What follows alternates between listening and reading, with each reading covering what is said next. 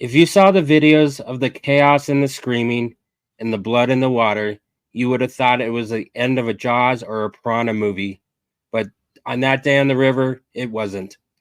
I'm here with Brett from the Prosecutors, and we were talking about an incident on the Apple River up in Wisconsin back in July of 2022, where three groups of people were tubing down the river and it ended with a deadly stabbing.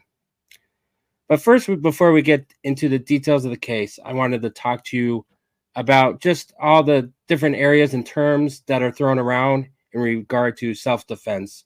So, first one I kind of wanted to start with, and as I understand, is from Colorado, and I wanted to make sure I understand the doctrine of what it is. And Colorado has it's actually called Make My Day Law or Make My Day Law, or it's equivalent to the Castle Doctrine. I think other states know it as the Castle Doctrine. So I think the Castle Doctrine to me is kind of like the easiest one to understand. So to me, it's the understanding is that if you're in your property or your house, it could also be like they even say like it goes to other things like a hotel room or other things or your trailer, or in your car, that if you have a reasonable fear of somebody doing something unlawful in one of those places, then you have a right to self-defense, whether it's a knife or most cases a gun. Is that kind of your understanding of it too? Yeah, that's basically it, and it's sort of the old as old as time doctrine, and it makes sense to people. It's steeped in the common law, and just this note, they call it the Castle Doctrine because your home is your castle, and you should feel safe in your home, and we want to both allow people to feel safe in their home and also discourage people from doing things like going into somebody's house because there's just, there's going to be a greater danger to you if you do something like that. And that really, I think 49 states have the Castle Doctrine. Like Vermont, there's one state that's got a very strange sort of spin on it where they don't even have the Castle Doctrine. It's a little unclear exactly what they have. And I think it's Vermont. But yeah, that's the one that makes the most sense. And it's the easiest. And what you don't have in that case is a duty to retreat. If someone comes into your house, you have a right to exercise. And like you said, you have a reasonable sort of fear, which typically is taken care of if someone is coming into your house unlawfully. It gets a little bit more complicated if you initially invite them in and then something weird happens. But just put that aside. If somebody comes in your house, you don't have to run out the back door. You can defend yourself and defend your home, and you can do it with deadly force. And I think that's one thing that's important for everyone to remember when you talk about self-defense. If you have a right to self-defense, what that means is you have a right to use deadly force to repel whatever the threat is against you, which is a big deal. And I think people get confused about that sometimes because they're like, well, okay, maybe you could shoot him, but should you really kill him? And we don't really cut the bread that thin when we're talking about a situation like that where you're making split-second decisions about life and death matters. Yeah, that's correct. I know in the movies they're like, well, aim for the hand or aim for the trigger, the finger on the trigger. That's just not something you can do in your own home. And there was even a case that was easy in Boulder where there was a drunk girl, unfortunately, like in the middle of the night, she came into somebody else's house and stumbled in, and the intruder shot her. And because it's in the middle of the night, you can assume there's nothing happening good at 2 or 3 in the morning. But let's extend this out kind of to the property, because those where it gets a little bit more confusing, because when it's on your property, like outside, you only have the right to that self-defense is if you have a reasonable fear of your life. Or it also, I think in Colorado said if somebody's trying to start a fire, then you might have some chance. That makes it a little bit easier. So like if somebody's just walking on your sidewalk, or even someone comes to you knocking on your door to solicit or try and sell you a new vacuum, you don't have a right to shoot them on your porch, even though your property, you're given more freedom or liberties on your own property, but it's not an end all be all. Correct? Right. That's exactly right. And can you hear me okay? You broke up a little bit there, but yeah, can you hear me okay? Hold on. Let me pop out and pop back in. I got some weird sound. I'll be right back. I had to add you back to the stage. Yeah, I can hear you. That was weird. Weird things happen with my sound on occasion. Okay, I'll just jump right in as if when you ask that question. Yeah, and that is where it gets difficult, because the one thing you don't want generally is people using deadly force, because once again, if you have the right to self-defense, it's the right to deadly force, just to defend property, just to defend things. It gets a little different when someone's breaking into your house, but like you said, if someone's just walking through your backyard and they shouldn't be there, they're trespassing. We generally don't want you to shoot them. So then it gets it's the same sort of fear of deadly. You're in fear for your life, but you're gonna have to show that more than if someone breaks into your house in the middle of the night. We're gonna presume you did. And usually, I'm not sure about Colorado and its specific rules, but usually if someone's just on your property and you're on your property and you have the ability to retreat into your house, you're supposed to do that. It goes back to that duty to retreat. We're going to talk about stand your ground laws. I'm sure you can't stand your ground and engage them. You're supposed to retreat if you can. And what we're trying to do there is to avoid the unnecessary loss of life, because once again, and I think this is, got to keep this at front of mind. If you have a right to defend yourself, you have a right to kill someone. That's what it comes down to. So we want to cabin that somewhat to prevent unnecessary death. Yeah, correct. So let's move it to the next thing, is the stand your ground laws. I think that's more divided between the states. I don't know how many of them have it, but as I understand, stand your ground means that anywhere that you can legally be, you have a right to use self-defense if it's in a situation that would call for it. I mean, I guess the most famous one probably was the Florida George Zimmerman and Trayvon Martin one, but you do not have a duty. So you could be out walking on the sidewalk and you don't have to walk to the other side of the street as long as you had a legal right to be on that sidewalk. Yeah, it's sort of, the world is now your castle, right? Anywhere you are that you can be, you can exercise the same amount of force you could as if that person was in your home. The reason for those is, I guess there's a couple things. I mean, one is sort of philosophical and one is more practical. The first reason is the philosophical reason. It's just the notion of, if it's someone else who's putting you in fear of your life, why do you all of a sudden have a duty to do anything? Why can't you just defend yourself? If it's incumbent upon that person not to do things that put you in fear of your life, that's the sort of philosophical reason. And then the practical reason, I think, was just, you always have a duty to defend yourself if you can't retreat. The duty to retreat is only if you can do it, and you can do it safely without putting yourself or someone else in danger of losing their lives. Well, that is really hard to discern. When that is probably the most difficult factual thing you're going to face. We're going to see it in the case we're going to talk about today. Yeah. When exactly can you not retreat? What does that mean practically? And I think there was a general fear of people who did not put themselves in a situation where they should fear for their lives, but are now in a situation where they fear for their lives, are defending themselves, and somebody's deciding, somebody's deciding months later in an air-conditioned room, you really should have tried to retreat there. And I think people didn't like that you could end up going to prison as if you were a common murderer, because maybe you should have retreated, maybe you could have retreated and you didn't, so we're going to find you guilty of murder. Okay, so let's go over the last one, which we kind of talked about, is the duty to retreat. I guess, to me, I guess we kind of know what it means. It means that you have to make some type of precaution to leave the situation, even if you are required. So I guess, sometimes they give really crazy examples that said if a car is driving at you, a legal duty to retreat might be to run to the sidewalk. You can't just pull out your gun and try and shoot a guy that's coming at you. That's kind of a ridiculous one, but that's one kind of that I read.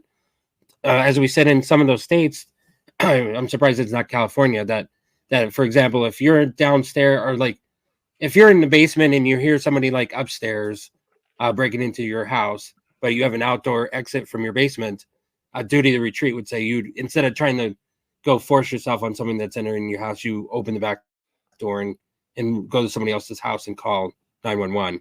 That would be the difference, correct? Yeah, and the general idea behind the duty to retreat is we typically don't expect citizens to sort of get into gun battles with other people if we can avoid it. If you can call the cops, you should call the cops. I think that's the rule of thumb. And when you take away the duty of retreat, then really you give people I mean, it's like, okay, you fear for your life. You have a legitimate fear for your life. Like you said, that car's coming towards you. Well, if you have a fear for your life in a stand your ground state, it's all on the table then, right? It's just totally up to you. If you want to pull out your gun and start shooting at them, and you can say, look, I mean, could I have gotten the sidewalk? Maybe. I don't know, but I feared for my life, and so I could shoot them.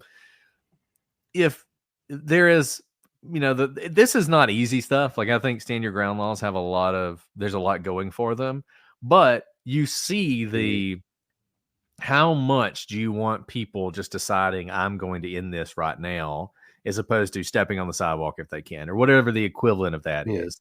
You're in a bad situation. It's going wrong.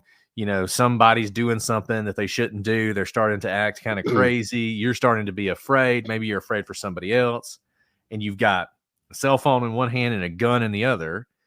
A lot of times we'd rather you just go ahead and call the police. And then maybe if it continues to escalate to a point where, even everybody would agree you have to take action, But that's the idea, is if it's possible to end this without a confrontation between you and someone else, which, by the way, all these hypotheticals are always presented as if there's no one else there. But as we know, half the time when people get into gunfights with each other, every bullet misses them. You'll see this in gang fights. We have two gangs shooting multiple guns, hundreds of rounds at each other. Not a single member of the gang gets shot, but like some kid asleep in their bed gets hit or whatever. You're also trying to avoid that. And so that's where that duty to retreat comes in. It's a big debate across the country and in a lot of different states about which one's more appropriate.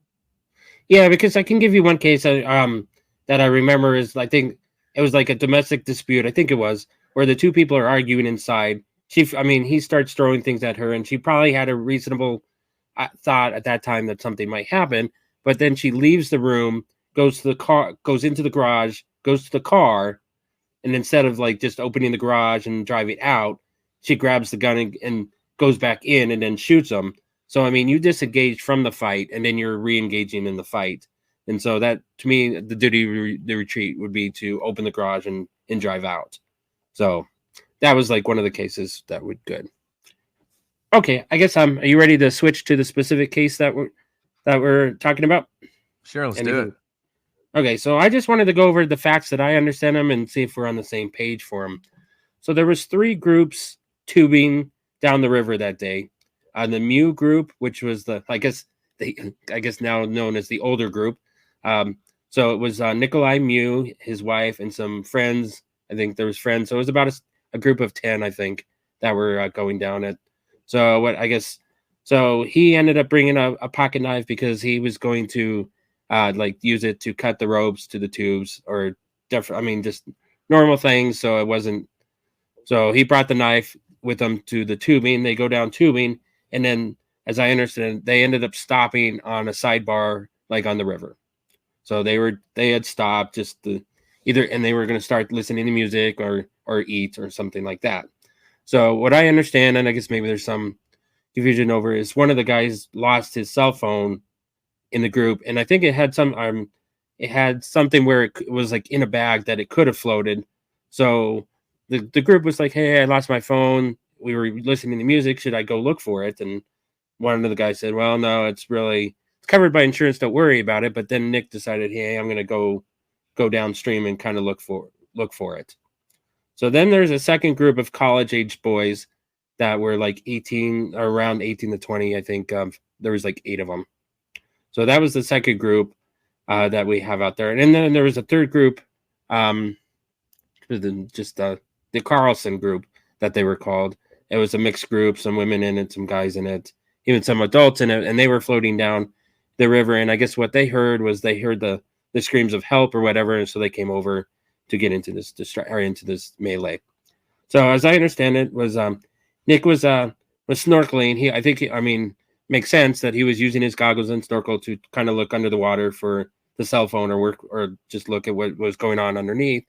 The boys come up to him and they start asking him, like, "Why are you snorkeling? What are you doing here?" I guess, and he pops out probably and hears them. And I guess one of the things that the boys are saying is that he said he was looking for little girls, but I don't think that makes sense. But I guess that's what the boys and people are claiming, that they heard from him, that he was. So they're like, "What why are you here, pedophile? Why are you here, raper? And they start yelling and screaming at him. And then what happens is we see a video was taken by one of the guys for either TikTok or social media that he had his phone out, starts recording what happens. And what we see is Miu, he walks to the tubes of the boys, and I can't quite see what happens. He pushes one of the tubes or does something with it, and then he backs away and starts looking underwater for something. And then the boys continue to scream at him, yelling like, get away, get out of here, or what are you doing here? So he kind of starts to walk away a little bit. And then we kind of see he turns around, and that third group, that Carlson group, a couple of people come over from that group, start walking down the river to him. And what we end up seeing is like two women, like right in front of him, start arguing with him, like right up in his face. So then I guess then unfortunately the video kind of like goes in the opposite direction, turns, and then we then start hearing the chaos. And when it turns back around, Nick is on the ground and in the water. He's been punched. They were hitting him. People were pushing him at that time. The one woman doesn't have her sunglasses on. And then all of a sudden we see Nick stand up. And we see, like, we don't quite see it and know it at the time, but he has his pocket knife out of it. He takes one stab into AJ that we can see in the video, and stabs him like from the belt up to the rib cage.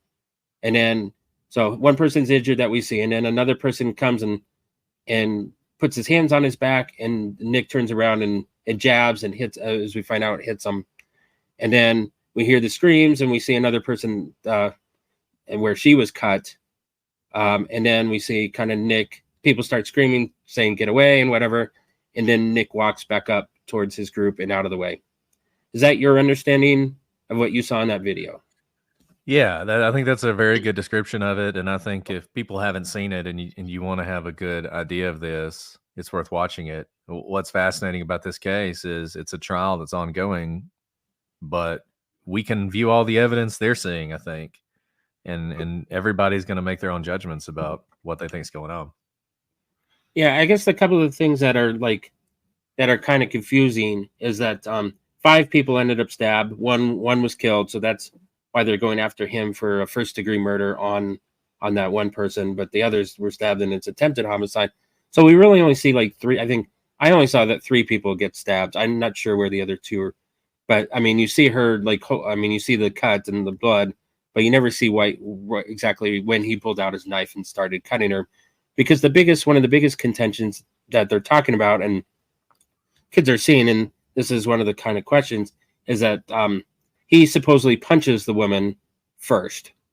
So they come up, they start yelling in his face, and then he supposedly punches her, and then the kids kind of jump him after being punched.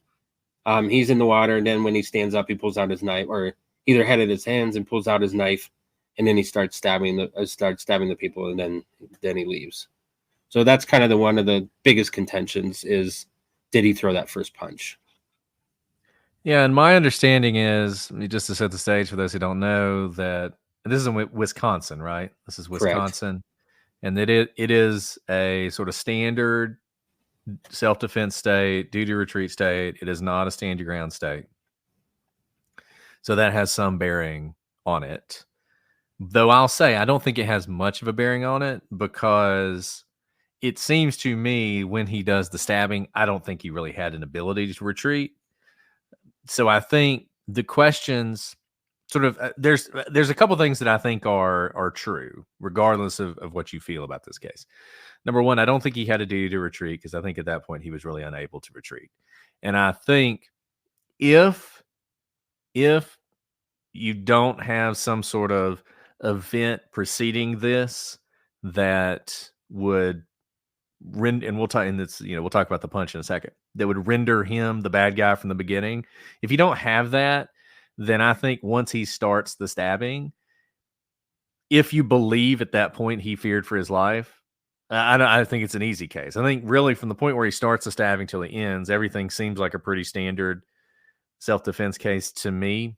It seems like he stabbed the people he needed to stab, and then at some point he leaves. It's not like he chases people down and stabs them, for instance. It's not the case like you were saying, where you go to your car and get the gun and come back in.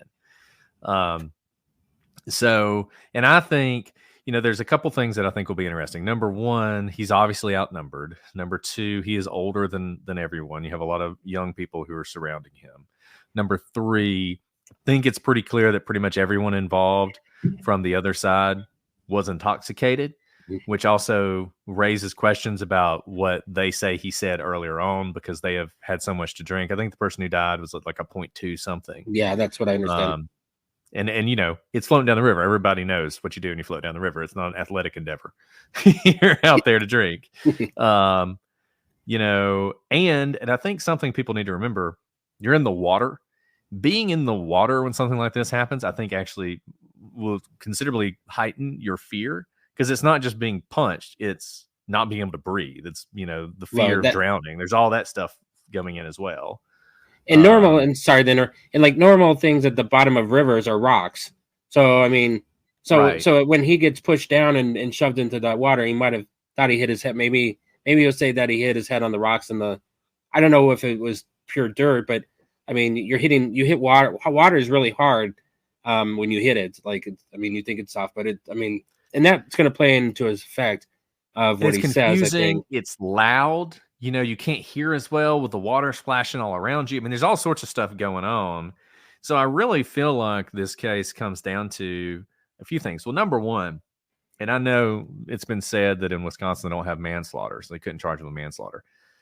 But I'm a little confused about the charges. It's unclear to me, and you may be able to help me out on this. The charge he's charged with, at least the way it's described, sounds like an overcharge to me. I know Wisconsin has sort of analogs to manslaughter they'll often charge, like second-degree murder and that kind of thing. But it almost sounds like he's charged with a higher count of murder.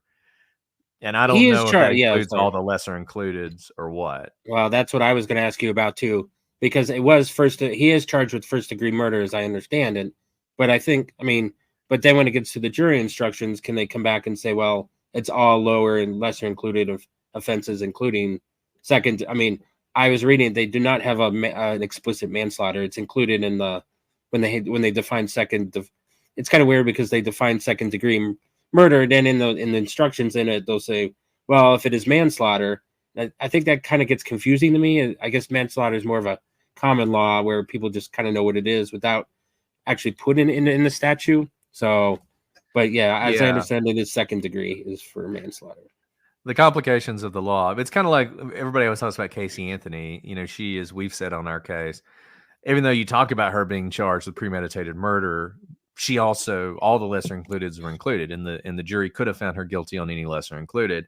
And it can depend on state law, how it's charged, how the jury charge is read, what the prosecution wants to do. So that's a little confusing to me. It may be that really the whole gamut is open to them. And we'll see if the jury feels like if it wasn't self-defense, maybe it's one of those other things. And it could be one of those other things because of what you mentioned.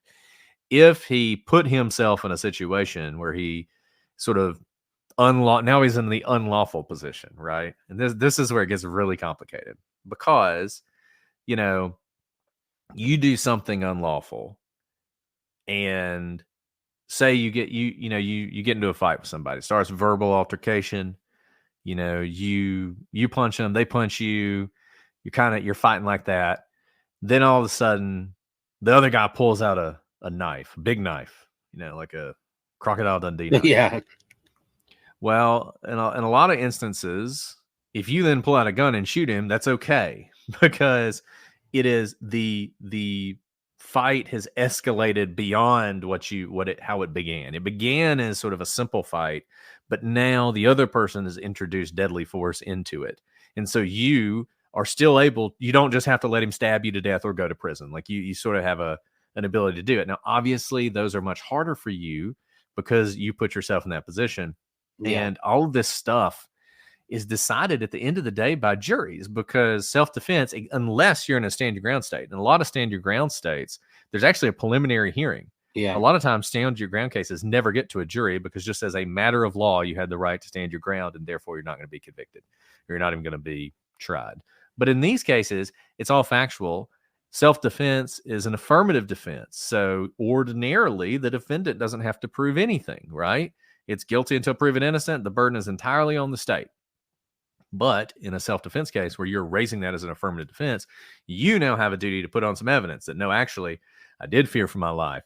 I was in this situation innocently. I did act lawfully. And so I think that's where that question of how it all got started and what exactly happened is going to have a much bigger effect than what happened after he's in the water getting punched. Because I think if he's okay up till that point, at that point, he's okay exercising self-defense.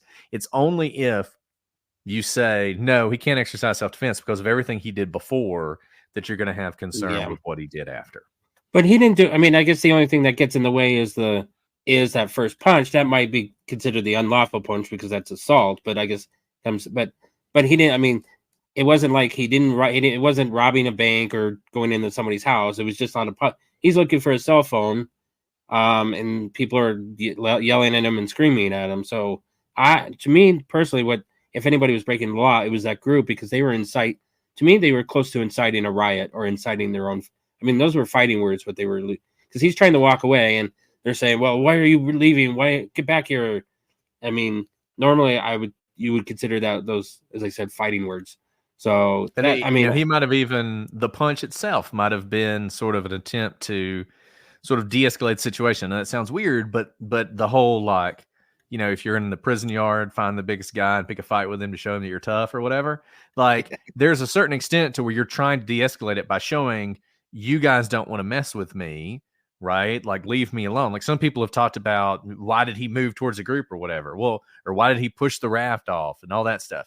Well, if he's trying to basically, like, get them to leave and leave me alone, they called it a punch. Maybe it was more of a push or whatever. I mean, you can just imagine all sorts of circumstances where people have put you in a situation. I mean, kind of like self-defense, but not where you're escalating it up to murder, but just where you feel like, I've got to take some action to de-escalate this, to get these people to leave, or it is going to get bad. He did what he did, and instead it escalated even further, and now he's, what's happening to him is happening to him.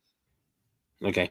So I guess it's important to note, just real quick, it's important to note it's not what's in the head of the people who got attacked, right? Like, I think there's some people who are like, yeah, but the boys, they just saw him punch a girl, and so they thought he was doing all this stuff, and maybe they truly believed he was a pedophile and he was trying to look at young girls underwater, like all that stuff.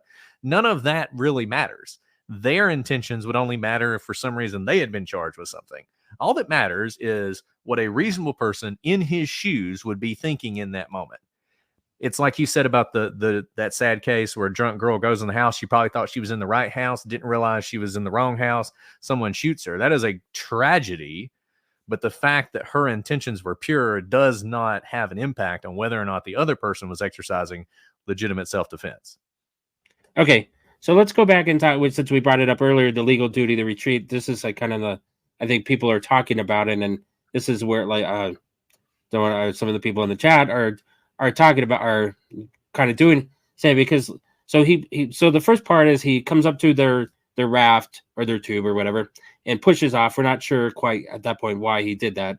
He starts backing off. He starts kind of walking away. The question, like, the problem that I brought up was that where he was going to retreat to was upstream and past the rafts, and the people that were coming at him to talk about him some more were directly in his path for his retreat. So, I mean, I get his retreat. You could have, like, people say, is that it should have been the opposite direction. He goes further downstream. I don't know what he did. I guess that's the question, is like, he could have walked like 50 yards downstream, stopped trying to engage, and then like gone through the woods to get back to his group. But to get back to where he thought he'd be safe, he's being approached by people from that direction, and they're engaging him. So I don't see anywhere and I don't understand, like, what the part of duty to retreat is, where during a conference, I mean, you're just talking with people, and I guess you're fighting. I don't know what, I mean, maybe from him we'll eventually hear what he thought they said and what he said to them. It's not clear on the video if he said anything. Like, if you're having an argument with somebody, I mean, there's no point where you could say, well, I got to stop this argument because I know people are going to push. I mean, I guess that's kind of the hard part, because you have a right to argue with people, and one group doesn't just say, well, we think you're not supposed to be here legally, you need to leave. I mean, it's a river, so he has a right to be on the river looking for a cell phone, or I mean, he has a right to be snorkeling in the river, just like they have a right to be rafting in the river, if that all makes sense. No, it all makes perfect sense, and I think that's important to note. He has every right to be there. And the duty to retreat, and this is why these cases are so fascinating to so many people, and I think generate so much discussion. Because people want hard and fast rules. I mean, they say this all the time. They want to know, what does the law say? Like, what does the law say he should have done? What does the law say the jury should do? This is not a law case. This is the reasonable man standard, which so many things are. What would a reasonable person be expected to do in that situation? What is reasonable? And if, and I'll talk about that let's talk about timing too. The timing matters as well, because the duty to retreat is sort of something that comes into effect when you're making that decision about whether or not to exercise deadly force. By the time this had escalated to deadly force is going to be necessary, I don't think he had any ability to retreat. He would have to you almost would have to imagine it's not only a duty to retreat, but a duty to anticipate the need to retreat and to do it at that time. So let's just assume for a second that he could have, walked 50 yards down and gone through the woods and gone around, because he knew, man, if I stay here, this is going to escalate deadly force. I'm going to have to use deadly force. At that point, I'm not going to have an ability to retreat. We don't normally require that people have that kind of foresight. Has it escalated to that point then? And maybe if the point where, like, let's say they were beating on him and he managed to stumble, and he stumbles backwards, right? He stumbles backwards, and they're all standing in the river, and there's some people up, further up the river, and they're all like, ready to if he comes at him, they're ready to go at him. At that point, I think if he pulls out a knife and he advances on them and starts stabbing them, you would say, look, no. At that point, it had escalated to a point where you knew deadly force might be necessary. At that point, you had a duty to retreat if possible. If at that point, walking a little bit down the river and going to the woods was a viable option, you should have exercised it. But here, I don't think it's reasonable to expect that he would have done that or thought to do that, given the situation where it was at the time.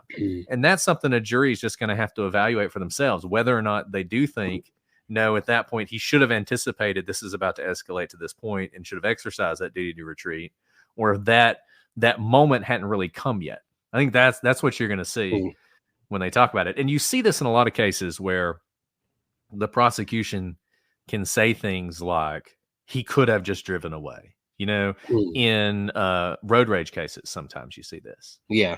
Where, two people are like having an argument and it starts to escalate. And one guy maybe, let's just be crazy. It's two guys, one truck, another truck. And the guy in the other truck reaches back and grabs his baseball bat, right? And starts to get out of his car. Well, if the other dude's in his car and he could just drive off, he should just drive off. He should exercise the duty to retreat. This is now escalated to the point that either something really violent's about to happen or you're going to leave the scene. If instead you pull out your gun and shoot the guy, I'm going to say that's a situation where the duty to retreat should have been used, right? But I wouldn't say, like, if the two people are in a road rage incident and they're yelling at each other through the doors of their truck, but nothing like that's happened. And then all of a sudden, one of the guys pulls out a gun and points it, and the other dude pulls out his gun faster and shoots him. There was no duty to retreat there. That guy, it had never reached a point where the person who fired the shot had a duty to retreat. He was still engaging in a lawful sort of interaction with this other person, and it didn't escalate to self-defense until the other guy pulled out the gun. And I think that's the situation you have here. Was it at a point when people think he could have left that he had an obligation to leave as opposed to stay where he lawfully was and do whatever he was doing? Okay, yeah, thanks. That makes sense. I wanted to move on a little bit. We may come back. I mean, I wanted to talk about his actions now after the stabbing, because I think this is the part that is probably going to get him in the worst amount of trouble if he does get in trouble. I think he's going to have to testify to what was in his mind when he went afterwards, or if he could. Well, if they're going to have to believe him, said, "Well, I was so scared out of my mind. I was in shock. I really didn't know what I was doing." So what I understand is he did. So he stabs the people, and then we see him. He walks back up the river. Two of his friends had come down from his party, and was seeing what was happening. They came down, and so they kind of met him like not half. I mean, 3/4, whatever, 1/4 of the way back, halfway in there, kind of meeting. And during that time, it's not quite clear. He throws the knife away somewhere. So that's one thing that I understand. I mean, first he leaves the scene. Second, he throws away the knife. So then they continue up. They go back to, I mean, I don't remember I didn't get to see all the testimony, so I apologize. So they get back to the tubes of his group, and then they set down the river to finish their tubing. And then what happens is he meets the cops at the exit point of the river. The cops went down to the exit point of the river looking for him. The cops are there, and then somebody, I guess somebody was there like following him from the incident, saying and pointing out to the cops, "Hey, that's the guy that was involved with the stabbing." The guy gets into the truck, the police officer's truck. He gets arrested. The cop says that you're under arrest. I guess we could also talk about the Miranda warning here too. But so he gets arrested, and he's sitting in the car, and the cop goes, "Hey, do you know what's going on?" And where normally what you would think the right response or the best response would be, or not talking at all, would be, "Hey, I want my lawyer. I want my dog," or whatever. With that joke from, "I want my dog lawyer," or whatever, right? Like you'd say, "I want my lawyer," but or what you would say, you would think normally, "Hey, I was just trying to get away. They punched me. I fell in the river. I was being beaten. So I pulled out. I had my knife, and I stabbed people. I accidentally stabbed people to try and get them away from me. I thought I was going to die because they were hit." And that would be what you would normally want as like a normal defense, right? Or that might, unless you don't say anything at all. But what he does say is like, "Well, I heard there was a stabbing up there, and they said I fit the description." So to me, that sounds like he's denying what happened, and I think that's going to get him into a lot of trouble. So so he says that in the car, and then they just take him back. And I guess during the other kind of the problem is that I'm not sure, they haven't really gotten to it yet. I think that'll be tomorrow. Is they'll talk about what he said at the police station, because it sounds like he kind of didn't. I mean, normally in self-defense, as I said, you'd be like, "Well, I got in a fight. I thought I was going to die, so I defended myself." But I think he tries to deny at first that he was actually involved or that it was somebody else. So that was what I was going to get into. I guess it was interesting during the trial because of these small things is that he actually wasn't read his Miranda rights at that point. So they couldn't, there was question of whether or not they could bring that into evidence because he had not been Mirandized at that time. So I think there was some questions of whether or not that could even be introduced. Has the judge ruled on that yet? Sure, I missed. I think. No, I'll just tell you, if he was handcuffed, put in the back of a car, told he was under arrest, taken to the police station, and never read his Miranda rights, none of that should come in because he was clearly in custody at that point, and they had to read him his rights. If they didn't read him his rights, then I would say none of it should come in. Like, there are times where you are detained, like the police detain you, but you're not really under arrest, and there's this whole thing you look at. Are you in cuffs? Are you in the car? All that stuff, where they can ask you questions until they decide to arrest you. But if they tell you you're under arrest, put the handcuffs on you, put you back in the police car, and take you to the station, you're in custody. that should implicate Miranda. So I'll be interested to see how that goes. Let me just say this. So in some ways, nothing that happened after the fact really has any bearing on whether or not it was self-defense. He either feared for his life and defended himself, or he didn't. But there's a couple things I think the prosecution will try and say about those statements, assuming they come in, and the actions. Number one, consciousness of guilt is something we often talk about. You see this when people flee. People flee from the police. The prosecution will always say that shows consciousness of guilt. They knew they had done something wrong, and you can take that into account. What defense attorneys will always say is, no, they were scared. They were scared and they did something stupid. Yeah, he should. When he saw the cops' lights flash, he should have pulled over. But he had all these bad interactions with the police, or he comes from a community that's constantly harassed by the police, or he's just afraid of the police generally. So he did a dumb thing. He fled. He shouldn't have fled, but it doesn't say anything about whether or not he was guilty of the crime. And I think probably what you'll see here is some combination of that. From the defense side, you'll see he was scared. He was in shock, right? He never expected this. He had just stabbed people. He was in shock. He was afraid. He did things he shouldn't have done. He should have just told the police, I was defending my life. That'll be what the defense will say. The prosecution will say, no, this is all consciousness of guilt stuff. He knew he didn't have any, that he did this out of anger, not fear. He knew he didn't have any right to defend himself. He stabbed those kids and then he lied about it. And if he was just defending himself, why didn't he just say that? And they'll say, like, what would, the jury, they'll sort of ask the jury, like, what would you do if you were in that circumstance? If any reasonable person was in that circumstance where they feared for their lives and they had to take action, that's exactly what they would say. That'd be the first thing they'd say to the police, is I was afraid for my life. And he didn't say that, right? So they'll try and sort of use that as evidence of what his state of mind was before. But, the thing about it, if you didn't have the video, if all you had was his words and what he's going to say on the stand, and then the testimony of the kids who were there, if that's all you had, and you're trying to make a credibility determination, then I think this is really bad for him, because it's really going to make the jury think he's lying to them. The video, though, really changes that, because you can see the video. And so it will be interesting to see how powerful the post-stabbing actions turn out to be, if they're even allowed in, which the Miranda thing's an awfully interesting. That's pretty interesting question. I guess I'll have to go back and try and find that. That was like at the end of the day or something. So I guess so the other thing I brought up in one of the chats was that ignorance of the law, it's supposedly never an excuse. Like, you can't say, well, I didn't know murder was wrong. So, but I think it could. I wanted to ask your opinion on it. Could he say, I didn't know that self-defense was reasonable in Wisconsin, or I didn't know. I mean, so he's like, well, I didn't know, so I'm gonna just do the opposite of saying, well, I wasn't there, when he could have said, he should have said, well, I was just defending myself. But if he doesn't know the law, could that be something he could use? And people were like, no, but I wanted your opinion. Yes, is the answer. So, and I just want to go back to the Miranda thing, because this ties into that a little bit. So you're right.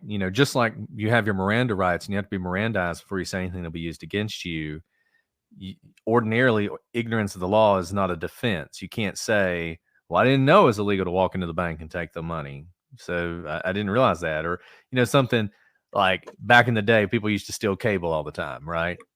That's illegal. And the number of people who got some sort of misdemeanor charge and said, oh, I didn't realize that was a crime. I just thought I was, that kind of defense doesn't work. But let's start with the Miranda and then go to this. Ordinarily, your statements are suppressed, right? So let's just say you get stopped. There's a gun in the road. The police don't Mirandize you, and you say, look, man, I'm just going to tell you the truth. That's my gun. And then they arrest you and they charge you with having the gun. Maybe it's a stolen gun. Charge you with having a stolen gun. Well, in that circumstance, you don't testify. You're not offering any kind of affirmative defense. That statement probably doesn't come in, because it's just a prosecutor trying to use it. I think the things he said, let's assume that they didn't give him his Miranda warning. The things he said, I don't think the prosecution will be able to use in their case in chief. What will be interesting, though, is if he gets on the stand and starts to testify. What you can often do is you can use suppressed evidence or evidence illegally collected to impeach a witness, to challenge something they say. So that may be the way they're thinking they're going to get it in. They're not getting it in so much in their case in chief, but once he sort of asserts, I feared for my life, they'll say, well, didn't you tell the officer that you didn't even know who it was, right? And so that way they might get around the Miranda thing. Same thing, the ignorance of law, but on the other side. Ordinarily, ignorance of the law is not a defense, but that's when it's the defense.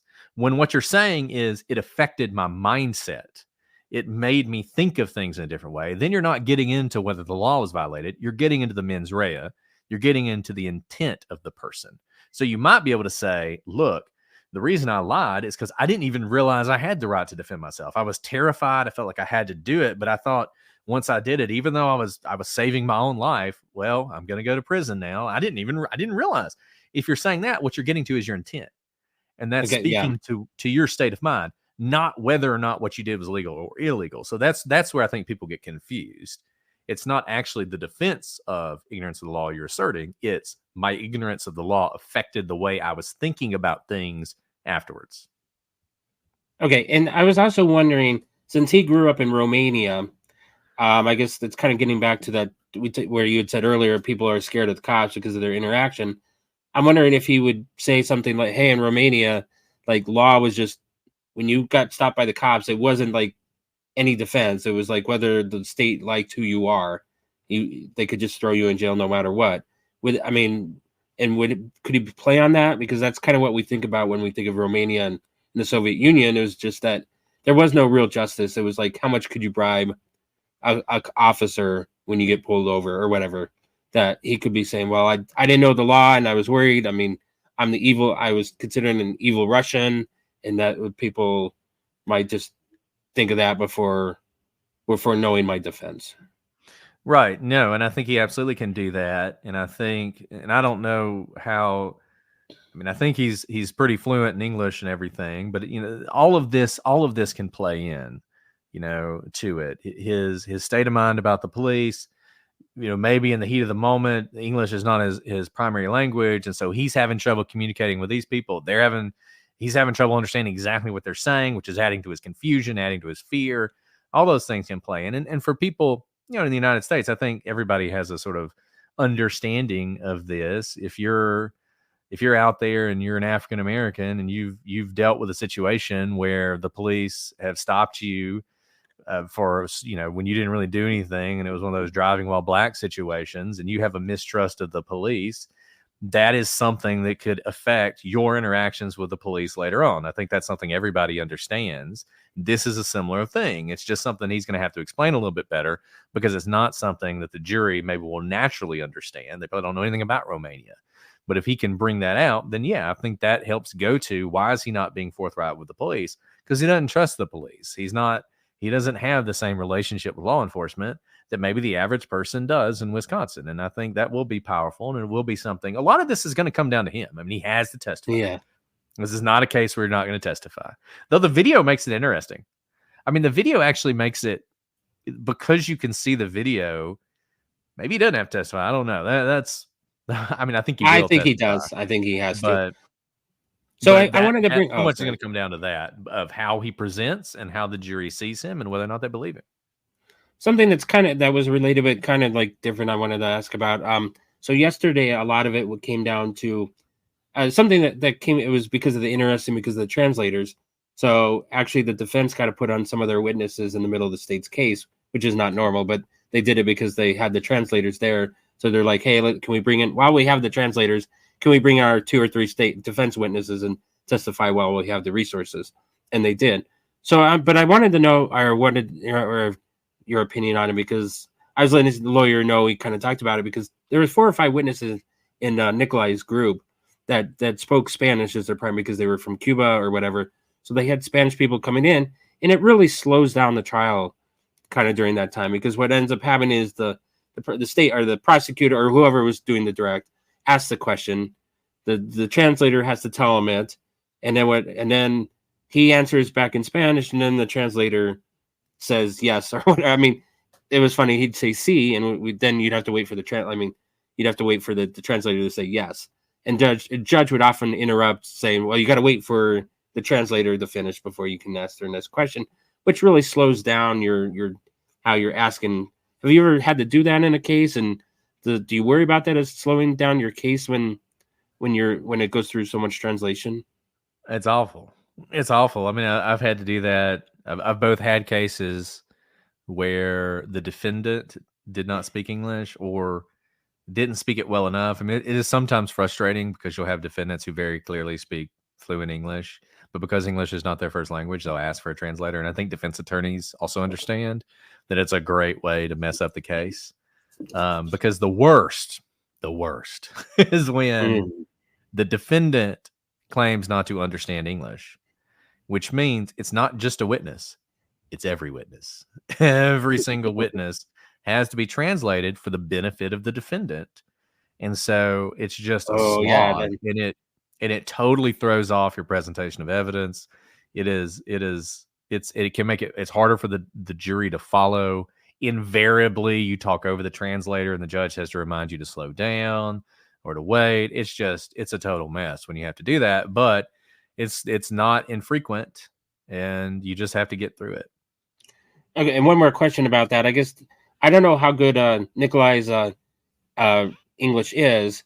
I mean, would it be better maybe for him to testify in his native language, and it'd be easier for him in that language to just? I think it comes down to how well he can express his fears from the English language. I mean, what he was feeling, would it be easier in Romanian or English or Spanish to do that? I don't know. I guess that's something I think the defense is going to have to. I guess they've probably learned from how long they've been talking to him and how comfortable he is expressing himself in the English language. If I were them, I would recommend he do English for a couple reasons. Number one, if he doesn't in his native language, then the jury is going to be looking to the translator, not only to translate the language, but the emotion. And I think that's hard for a translator to do. You know, you saying you feared for your life versus a translator translating, I feared for my life. To me, I think it loses something in translation. The other reason, if he doesn't speak perfect English, great.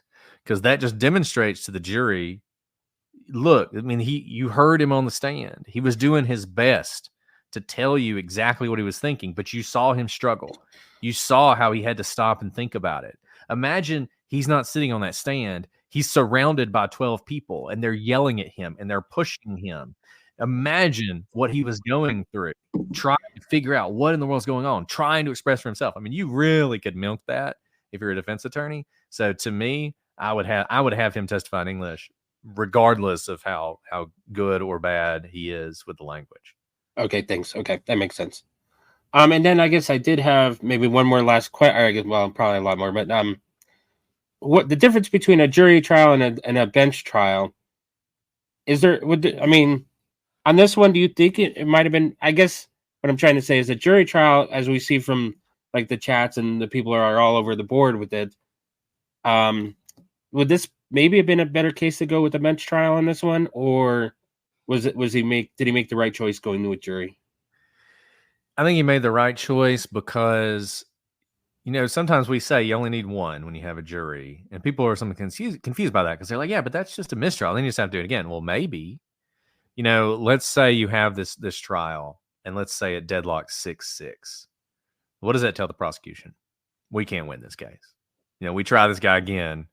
If it's 50-50 on the jury, you know, best case next time we get 9, you know, you're just not going to feel very comfortable. Whereas if you have a judge, obviously you only need to convince one person, but both sides only have to convince one person.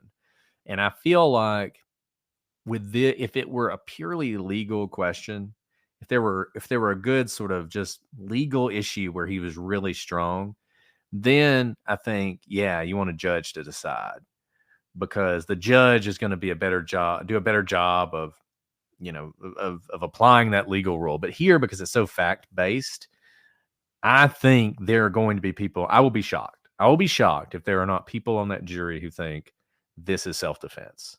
Maybe not all 12 of them, maybe not 6 of them, but it will just surprise me if the prosecution can convince 12 different people who watch that video, no, this is clearly murder. It was also interesting. One of the questions that they brought up to the judge was like, do they get to watch the whole video? Like, the question he asked was like, do they get to watch that whole video? And I'm not sure if the judge answered that or not. So I might have to double check on it, because they said, well, we can get the stills from it or parts of it. But I mean, for me, I guess if I was in that jury room, I'd be watching that 10, 15 times with the group and discussing each of the parts with them as we've done. That would be me, like, in the jury room. So it is interesting. Ordinarily, the person who propounds the video, so the person who puts the video forward, has sort of the first cut on what to show. But the person who it's used against, the party it's used against, can ask that the entire video be played. So, you know, we'll have circumstances where, you know, maybe we'll have a wire on somebody and you'll record an hour of conversation, but there's only 30 seconds that matters.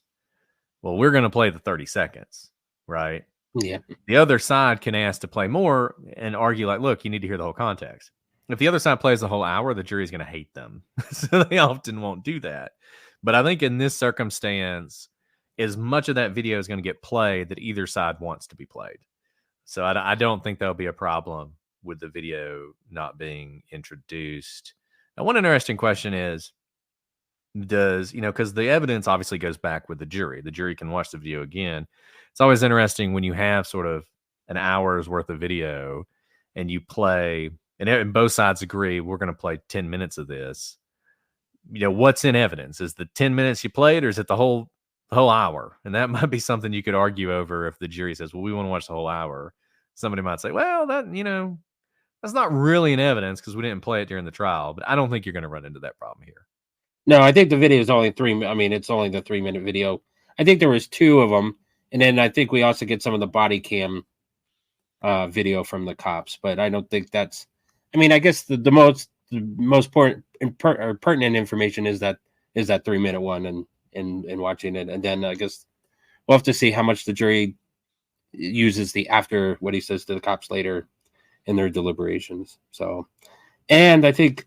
And last, when he testifies, unfortunately, I guess people want the facts or things that could do it, but sometimes it's just how personable or how likable a defendant or the victim is in this case. And I think it's going to come down to how well liked he is on the stand. Is he seen as somebody like?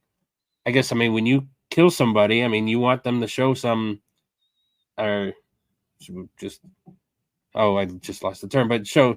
Not emotion or empathy for a kill. You're like, you want them to, they're showing empathy towards their victims. Even, it'd be like, yeah, I didn't want to kill them, but I had to. I was worried, and I felt every day, I'm sorry that I had to do it. That's the kind of the things that you want them to say. But if you get up there and he's seen as a psychopath, even if it was self-defense, he might even lose it if they see him as a psychopath. Do you agree? No, I agree 100%, and you're right. This is a credibility case. So when you hear what he says, it has to match up in your mind with what you saw on the video, and it's all about what was in his head. It's all about what his thoughts were in that time, and whether or not his fear for his life was reasonable. And yeah, I think if he comes across poorly, if he's a psychopath, then how afraid could he really have been, right? Correct. So yeah. That's what it's going to come down to. Okay, I think that's about it. I guess as I understand, Monday is going to be another state's day. They said they were going to finish up like Tuesday morning, and then Tuesday is when the defense takes over. I'm not quite sure. I think the lawyer talked on the end of. It was kind of hard. It was like one of those Friday at 4:30 that they were talking about what's going to happen. The jury's already out of the room, and they're talking about, hey, we're gonna. Because they had kind of argument because they were like, how many character witnesses are you going to bring up to have or to defend Miu? Are they people that were at the tubing accident, or were they separate? So they were the judge was like, I guess we'll get to it when you start putting on your defense. I'll see how many witnesses I'll allow in. So it'll be. But the number one key will be his defense, and I think that's what really everybody wants. I guess it's kind of hard because it's going to be like a 2-week case, and I guess I also wanted to ask when.